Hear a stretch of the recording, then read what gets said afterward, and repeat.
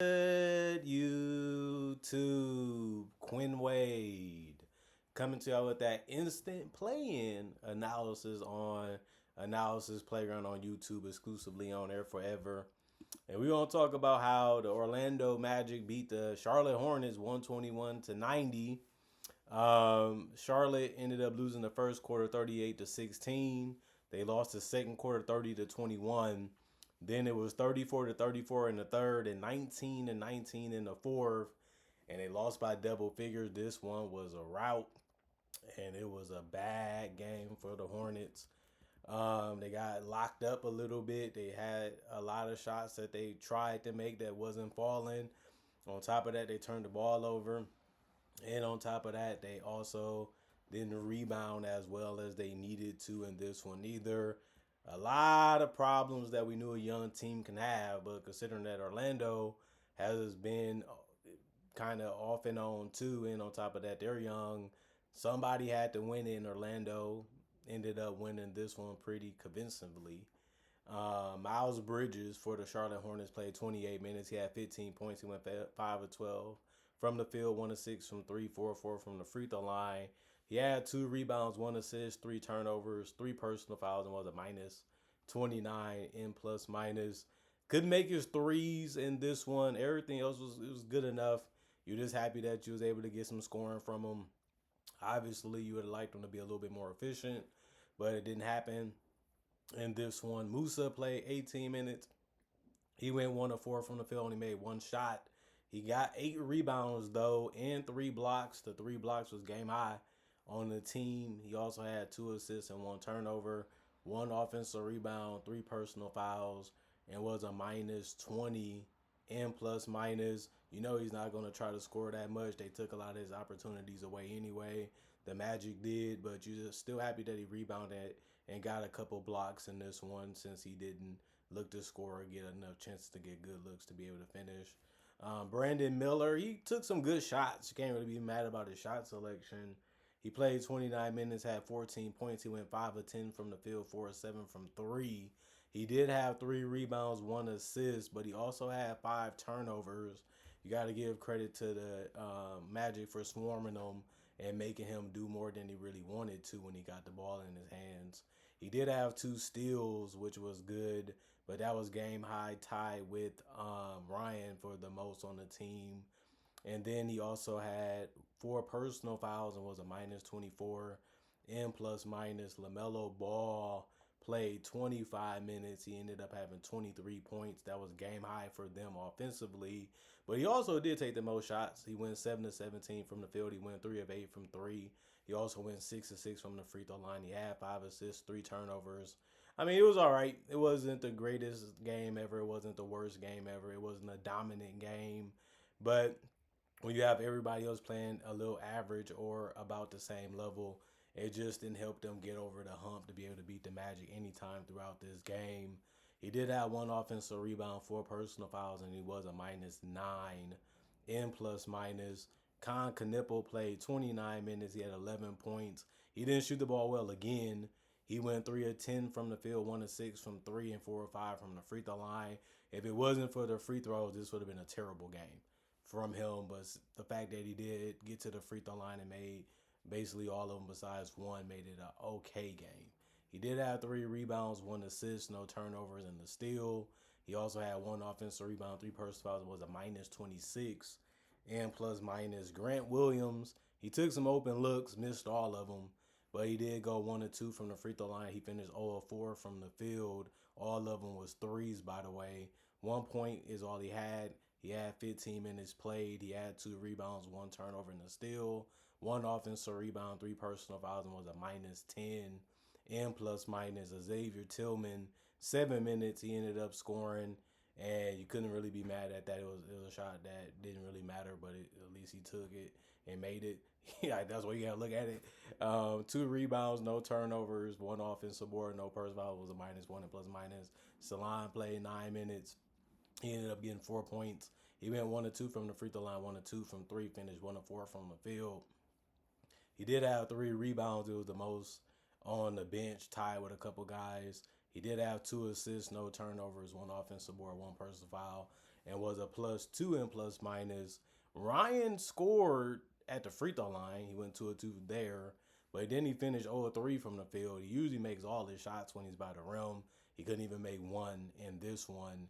He did have 3 rebounds, 1 assist, 1 turnover, 2 steals, and a block. So he was able to do other things while he was out there since he didn't really score that well, which is still appreciated. You got to give us something, and he did. He had 1 offensive rebound, 3 personal fouls, was a -6 and plus minus. Pat Connaughton, he played 6 minutes. He had 2 points. He went 1 of 2 from the field. He did miss his only 3, though. He had 3 rebounds, 1 assist, no turnovers, no personal foul, was a +1 and plus minus. Kobe White played 17 minutes. He had 4 points. He went 1 of 5 from the field. He missed his only 3-pointer. He ended up having 1 turnover, 4 personal fouls, and was a -11 and plus minus. Josh Green, 10 minutes. He ended up missing all of his threes, which was all of his shots. But he grabbed 2 boards and had no turnovers, had 2 personal fouls, and was a -5 and plus minus. Trey Mann ended up playing 7 minutes. He had 2 points. He went 2 of 2 from the free throw line. He went 0 of 3 from the 3-point line, though, which was all his shots besides the ones he made at the free throw line. He had 1 assist, no turnovers, no personal fouls, and a -7 and plus minus. And Zion James, 18 minutes. He had 6 points. He went 2 of 5 from the field. It was all threes, which is good. And then he had 2 rebounds, 2 assists, 1 turnover, 3 personal fouls, and was a -17 and plus minus. And then Liam Neely, 6 minutes. He scored. That's all that mattered, I guess, besides getting a steal. No personal foul, was a +1 and plus minus. And then you look at the Magic, they played everybody that was available as well. Since it was a blowout, it does make sense. But everyone that they had played in the starting lineup scored in double figures. Paulo led the way with 25 points. That was game high in this one for both teams. He played 33 minutes, went 9 of 17 from the field, 2 of 6 from the 3-point line. And then he went 5 of 8 from the free throw line. Was real physical. Used his jump shot a lot in this one too. And it was working. He got close by the basket, so it made sense for him to try to get as easy of a look as he can. And it ended up working a lot for him in this one. He had 5 rebounds, 6 assists. The 6 assists was really good. Obviously, he's getting better at finding his teammates and tricking the opponent that he's trying to score, and then he finds them. That's always a good thing to see from him now. 2 turnovers, 2 steals, and a block. 2 personal fouls, was a +17 and plus minus. He had his eyes on the ball a lot, just like his teammates, and was ready to make plays on it. Franz played 25 minutes. He had 18 points. He went 5 of 10 from the field. He missed his only 3. Went 8 of 10 from the free throw line, though. We knew that was going to be a problem. It's his size and his ability to get near the basket, just like Paulo. They both shot a good amount of free throws. We knew that was going to be a possibility, and it did work throughout this game. I mean, he didn't really take too many bad shots. And this one, he took the shots that was there, and he ended up making basically all of them. He did have 7 boards, 6 assists, 2 turnovers, and a steal, and 2 personal fouls, and he finished as a +29 and plus minus, so it ended up being a good game from him. Wendell ended up playing better in this one, 27 minutes, 16 points.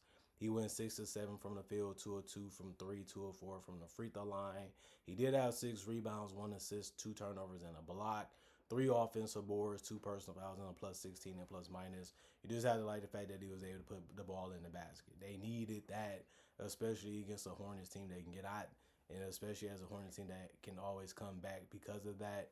They needed to get up and stay up, and that's what they was able to do, but they needed everybody to put the ball in the basket when they got good looks or finding ways to get open to be able to get the ball to be able to make the good looks.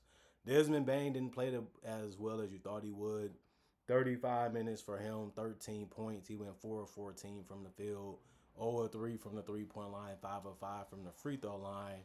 He did take some good looks in this one, just wasn't knocking them down a lot as much as he normally does. He's been one of their better performers, so seeing him have a night like this, it's kind of like, well, I guess it can happen, especially when you rely on the jump shot a lot. But at the end of the day, he still had 7 boards, 1 turnover, and 3 steals. Still got some good looks to be able to say, okay, I still made a couple shots, and he still scored in double figures, so can't be too mad at him. 2 personal fouls, a +30 and plus minus. Jalen Suggs, he didn't take a lot of shots in this one, but he still got double figures because he finished with 12 points. He did play 22 minutes. He did go 5 of 8 from the field and 2 of 5 from three. Just smart looks that he was able to get, and he did a good job of knocking them down and finding teammates for quick passes. He seen them open. He got rid of the ball quickly, and then they just had to make it once he gave it to him. It was just that simple. He had 5 rebounds, 6 assists, 3 turnovers, and a block. But he did foul out in this one, and he stayed in foul trouble. He was a small guy, so they tried to use that as much as they could, and it does make sense. Ortiz, 6 minutes. He ended up going 0-2 from the field. He misses only 3. He had 3 rebounds, no turnovers, no personal foul, was a -1 and plus minus. Jamal Cain played 12 minutes. He had 9 points. He went 3 of 3 from the field, 3 of 4 from the free throw line. Just took high percentage looks all game, and he was able to knock down all of them. He did have 1 rebound, 1 turnover, 1 offensive board, 2 personal foul, was a +4 and plus minus. Tristan Da Silva, 19 minutes. He ended up playing well, 5 points, 2 of 4 shooting from the field. Hit a wide open 3 and then missed 1. Then he had 3 rebounds, 1 assist, 1 turnover. He did have offensive board. His problem was having 5 personal fouls and this one, but he still finished as a +8 and plus minus. And then Noah Pinda, 6 minutes, scored near the rim. He made all those, finished with 4 points, and he had no turnovers, no personal foul, was a -1 and plus minus. Then Gogo Batadze played 16 minutes. He had 7 points. He went 2 of 2 from the field, and then he went 3 of 3 from the free throw line. He had 4 rebounds. He also had 2 assists, 1 turnover. He also had 4 blocks. The 4 blocks ended up being the most in the game, and it was good that he was able to do that. Even though he didn't play a lot of minutes, he still made his impact felt, even offensively and on the rebounding end. He finished with 3 offensive boards, 3 personal fouls, and was a +16 and plus minus. Javon Carter played 2 minutes. He ended up having no turnovers, no personal fouls, and was a +5 and plus minus. Anthony Black, 27 minutes. It ended up being the most off the bench. He also had 7 points. It was 2 of 10 from the field, 0 of 4 from 3. 3 of 3 from the free throw line. He missed basically everything in this one, unfortunately, but they still was able to withstand it. He did have 5 boards. That was the most off the bench. He had 3 assists. That also was the most off the bench. So he did something since his shot wasn't really falling from anywhere on the court, really. He had no turnovers, one block, 3 offensive boards, and on top of that, he had 5 personal fouls. So one of them nights that you want to forget as fast as you can if you're Anthony Black going against a tough team like Detroit. A +9 and plus minus. Jet Howard, 6 minutes. He had 3 points. He went 1 of 2 from 3. 1 of 3 from the field, 1 rebound, 1 turnover, 1 personal foul, and was a -1 and plus minus. And then 6 minutes for Jace Richardson, 2 points for him.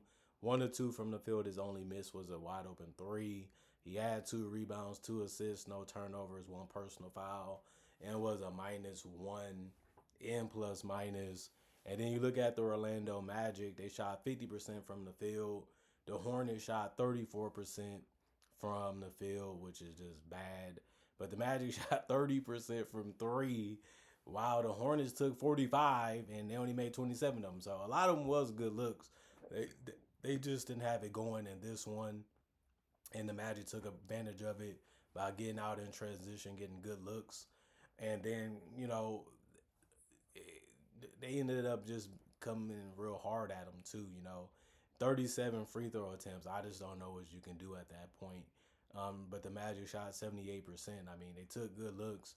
They got out in transition, and they was able to be physical all night with the Hornets. It seemed like they was getting punked a little bit in this one. But 37 free throws, that just can't happen. That's too many free throws, and that helped Orlando put points on the board. And that's something that they can have problems doing. But when you give them that many chances and that many opportunities, that can be a problem. And then the Hornets shot 25 free throws. They made 88% of them, but they got killed on the glass, 49-34. And then 27 assists for the Magic, only 17 for the Hornets. 14 turnovers for the Magic, 16 for the Hornets. 6 steals for the Magic, 7 for the Hornets. 8 blocks for the Magic, 4 for the Hornets. 11 offensive rebounds for the Magic, 7 for the Hornets. 38 defensive rebounds for the Magic, 27 for the Hornets. And then 31 personal fouls for the Magic, 33 for the Hornets. This one sucks. if you're a Hornets player or the organization or the fans, you play so hard, you start getting winning over people, you start gaining your respect. You had pulled off a great win against a veteran Miami Heat team. You're feeling yourself. You're feeling like you're on top of the world. And then you play against Orlando, and they just take everything away. And next thing you know, you're just standing there looking, how do I get it back? They never was able to find their identity. They never was able to get hot. They never was able to get it going. They never really made a run to even be able to get back in the game to make it respectable. They got completely outplayed and dominated by the Orlando Magic the entire game. And it's just sad to see it because you thought that this would be one of the most funnest, interesting teams in the NBA playoffs if they was able to make it because of their shots and because of what they can do on both ends of the court. But Orlando said, well, we was better than y'all basically all season. We was better all season compared to y'all. And everybody's basically healthy for the Magic now. So to me, it makes a little sense that they was able to compete. It made a little bit of sense that they was able to make a run and stay on top. But I didn't think the game would go like this, where the Charlotte Hornets was never really able to get it going. They was never ever to do anything to the Magic, and the Magic was just having fun out there after a while. We not losing this game. We gonna put y'all away. They didn't play around. They didn't make mistakes too much, and they just made it look easy against the Charlotte Hornets team. And it's sad to see them go out like this, especially after already having a controversial game before, and now they don't even make the playoffs. They have to figure out what they're going to do. They have to figure out how they're going to go about things with this roster, and it's going to be hard to repeat what they did last year, which is this season compared to the next one. Just because you had a great end, just because you had a good season, don't mean it's going to happen next year. It's just being realistic, honestly. But you just hope that they can make it to the playoffs next year and have the avoid the play-in. But when you look at the East, it's not going to be easy. The East is looking better, and it looks like it's going to get even stronger. So they're going to have to battle, scratch, and claw their way back into, a scene where they're good again. So it's not going to be given to them. A lot of people say, oh, they look good. They're going to be really good next year. It's not guaranteed. So they still got to put in the work. They still got to embrace the challenge of the regular season. They have to start playing better and more consistent. And guys like Con Knipple and them are going to have to step up, or you're going to see them miss their opportunity possibly again next year. So you just hope that they can find it. You hope that they can get some good more pieces, and you hope that they can just grow and continue to get better, in the off season and also throughout the season next year. And the Magic, they got a tough one. They got to go against the number one seed, but they've been making the playoffs. They already know what they're trying to do, and they know how they want to play. It just, will it work? Well, I got that video of the Detroit Pistons versus the Charlotte Hornets prediction analysis coming up right after this video. So comment, like, subscribe, share, and hit that notification bell when you do, so you can get that video when it first come out if you're new to the channel. Other than that, y'all stay blessed up. Y'all stay good. Peace. And I'll see y'all later today, hopefully with more analysis.